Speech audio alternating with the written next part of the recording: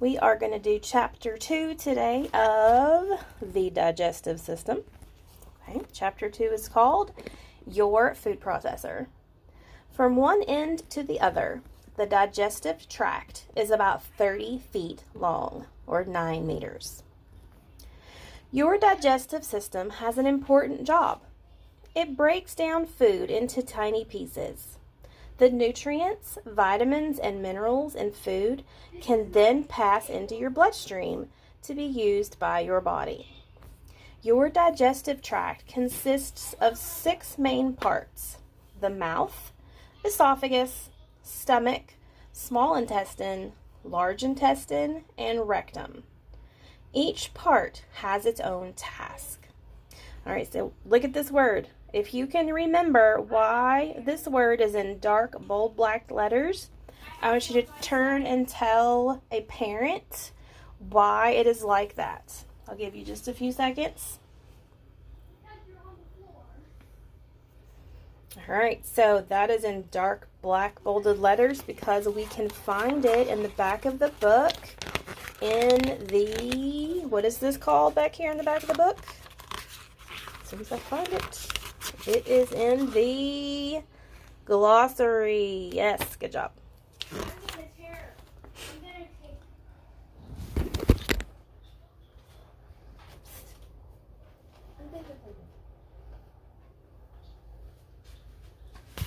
Sorry about that. Chew on this. Your body begins to break down or digest food as soon as it enters your mouth. Teeth break up the food into smaller pieces. Saliva is the liquid in your mouth. It is produced by salivary glands. It contains chemicals called enzymes. These start to break down starches in your food even before it's swallowed. Saliva also contains a lot of water, which mixes with the food. This helps the food slide down your esophagus smoothly. Muscles around your esophagus squeeze or contract in waves. This action pushes food down the esophagus to your stomach. Your front teeth cut and slice food. Your back teeth mash food. Your body makes more than 1 quart, or 0.95 liters, of saliva each day. Mashed food inside your esophagus is called a bolus. That's a lot of spit, guys. There's your teeth. You have salivary glands down here, salivary glands. Your tongue. And there's the mashed up food called the bolus. And some more salivary glands up here. And there's your esophagus. Don't drink this juice. Your stomach is made of strong muscles. It can stretch to hold about 3 pints or 1.4 liters of food at one time. When food enters your stomach, the muscles squeeze and mash your food into smaller and smaller pieces.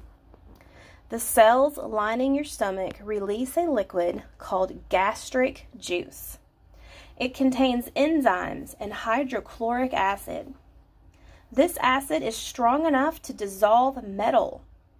A mucus lining protects your stomach from the acid. Gastric juice begins to break down proteins. Proteins are found in foods such as meat, cheese, and eggs. Food stays in your stomach for 2 to 5 hours. Once it mixes with gastric juice, it is called chyme. The stomach releases chyme into the duodenum. This is the first part of the small intestine. A muscle called a sphincter relaxes a little to let chyme pass through. The sphincter then squeezes tightly to keep the rest in your stomach. So this is how the stomach digests food. Step 1 says it takes 5 seconds for a piece of solid food to reach the stomach. So it goes down your throat, into the esophagus, into your stomach, and there's the duodenum. Okay, step 2. Food enters the stomach. Gastric juices break down proteins. Step 3. the stomach walls contract. The digested food turns into chyme. See, there's the little sphincter. It's like a seal, like a little dam that holds the water back. Step 4. The sphincter opens to let a small amount of chyme pass, and then it shuts back. If you stretched out your small intestine, it would be almost 20 feet long, or 6 meters. It says the small intestine is about 1 to 2 inches wide, or 2.5 to 5 centimeters. It's small, but it's long. The small intestine is where most food leaves your digestive tract and enters your bloodstream. Before this happens, the food is broken down even further. Organs such as your pancreas, gallbladder, and liver help this digestion happen. Your pancreas squirts fluid into the duodenum. This fluid is rich in enzymes that break down fats, proteins, and starches. The fluid also contains a chemical that makes chyme less acidic. It is called sodium bicarbonate. Your gallbladder adds a liquid called bile to the chyme. Bile helps break up blobs of fat so that enzymes can get to it more easily. Bile is made in the liver. It is stored in the gallbladder. Here's your liver and the gallbladder, that little thingy right there. And there's the duodenum. And here's the small intestine and your pancreas. And then there's the stomach back there behind the liver. The small intestine has many folds. It is lined with millions of finger-shaped bumps called villi. This creates a huge surface area that can absorb large volumes of food quickly. Tiny blood vessels inside the villi absorb the nutrients straight into your bloodstream. Nutrient-rich blood goes from your small intestines to your liver. The liver converts the nutrients into substances needed by the body. It stores some nutrients. It releases them into the blood when they are needed. The liver also breaks down harmful substances such as alcohol. If a surgeon accidentally cut off a piece of the liver, it would grow back, just like a starfish. All right, each villus is covered with even smaller finger-shaped bumps. They are called microvilli. And this is a blown up microscopic picture of the wall of the small intestines. So these are the villus. Okay, see how they have like little finger looking thingies? And then they each have a little finger coming off. And then if you look really closely, you can see that they have others coming off of them. Little tiny ones leading off. It says eating fresh fruits and vegetables is good for your liver. They contain enzymes, vitamins, and fiber that help with digestion. The end of the line. By the time the food reaches the end of the small intestine, most of the nutrients have been absorbed. The parts that your body can't use pass into your large intestine. This intestine is only 5 feet long, or 1.5 meters. However, it is about 3 to 4 inches wide, or 7 to 10 centimeters. The large intestine is also called the colon. It absorbs minerals and water from indigestible food. This makes the waste more solid. Lumps of solid waste are called feces. Muscles push the feces along the colon to the rectum. They remain there until you go to the bathroom. So guys, I want you to think about what this page just talked about. What do you think this is talking about? Tell your parent or the adult you're with, what do you think it's talking about? The solid waste and the feces. And I'm going to go back here to the index, or to the, not the index, the glossary, because I saw the word in dark, bold, black letters. It says feces The undigested food that is removed from your body as waste. Well, how do we remove food from our bodies, guys? How does that happen? If you know how that happens, you can post a comment underneath this and let me know. It says kiwi fruit contains a high amount of fiber. They help keep your large intestines healthy. Digestive tips. Number 1, eat at regular mealtimes. 2, chew your food well. 3, stop eating before you feel really full. The brain signals the feeling of fullness about 10 minutes after you're actually full. 4, relax. If you are relaxed, your body will produce more gastric juices. 5, sit up straight when you eat so that your digestive tract is not cramped. 6, avoid drinking lots of liquids half an hour before or after your meals. And 7, don't eat late at night.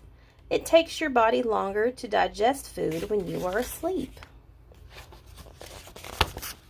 Okay, so here is food's long journey, and it's the big truth. It says, it's lunchtime. You take the first bite of your sandwich and start chewing. You wash down that mouthful with some milk. However, swallowing is just the beginning of the journey. It may take 20 to 30 hours for this food to digest completely and for the waste to leave your body. So at noon, it says you take a bite of your sandwich. You chew it until it is mushy. Saliva helps break down the starches in the bread. At 12:01, the bolus of sandwich slides down your esophagus. At 12:02, your stomach begins to mash the bolus into chyme. Enzymes break down the proteins. Strong acid kills bacteria in the chyme. Chyme stays in the stomach for a few hours. At 3:00 p.m., a squirt of chyme enters your duodenum. Your pancreas and gallbladder release liquids to help digest it. Villi in the small intestine transfer nutrients to your bloodstream. And 3 hours later at 6 p.m., the last part of the chyme that can't be digested enters your colon, or your large intestine. The colon absorbs water and minerals and transfers them back into the body. 6 hours later at midnight, the undigested chyme is still traveling through your colon. Another 6 hours later, at 6 a.m., the waste enters your rectum. It waits there until you go to the bathroom. And then an hour and a half later, at 7:30 a.m., the waste comes out as feces and are flushed away.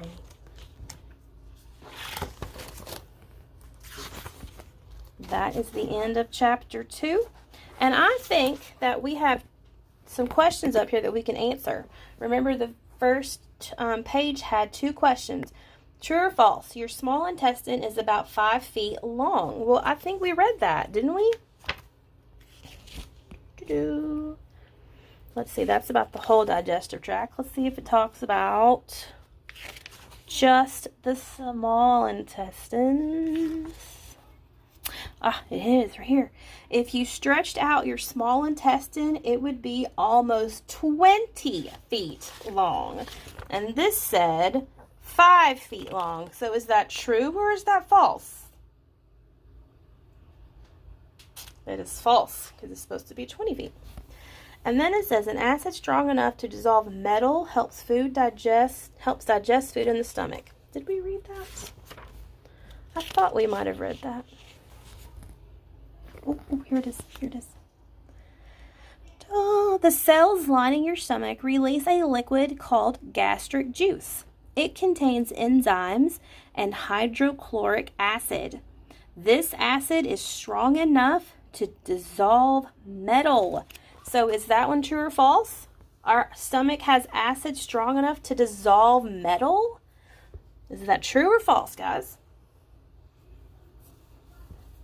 Yes, it is true. That's crazy to think about, that we have something inside our bodies that could dissolve metal just to help us be able to dissolve our food. So that's the end of chapter 2.